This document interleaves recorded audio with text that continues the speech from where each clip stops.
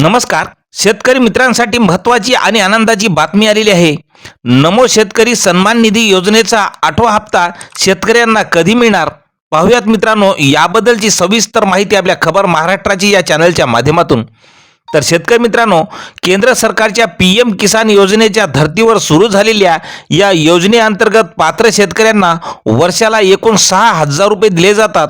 तर आतापर्यंत 7 हप्ते यशस्वीरित्या वितरित झालेले असून आता 8व्या हप्त्याची प्रतीक्षा आहे शेतकऱ्यांना की 8वा हप्ता हा कधी मिळणार. तर शेतकरी मित्रांनो, याबाबत राज्य सरकारकडून आजच मंत्रिमंडळाच्या बैठकीत निर्णय घेण्यात आलेला आहे की नमो शेतकरी सन्मान निधी योजनेचा 8वा हप्ता जानेवारीच्या 1 तारखेला म्हणजे 1 जानेवारी 2026ला वितरित केला जाण्याची दाट शक्यता आहे.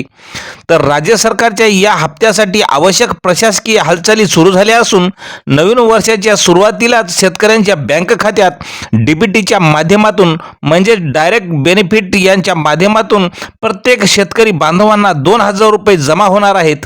तर रब्बी हंगामातील पिकांची निगा राखण्यासाठी आणि इतर शेतीसाठी खर्चासाठी आता अत्यंत महत्त्वाचा आणि मोलाचा हा हप्ता ठरणार असल्याची माहिती मिळालेली असून प्रत्येकी वर्षाला 6,000 रुपये दिले जातात. पण या महिन्याचा हप्ता रखडलेला असून प्रत्येकी आता DBTच्या माध्यमातून 2,000 रुपये नक्कीच 1 जानेवारीला मिळणार असल्याची माहिती आज समोर आलेली आहे. तर मित्रांनो, अशाच माहितीसाठी आपल्या चॅनलला सबस्क्राईब करायला विसरू नका. धन्यवाद.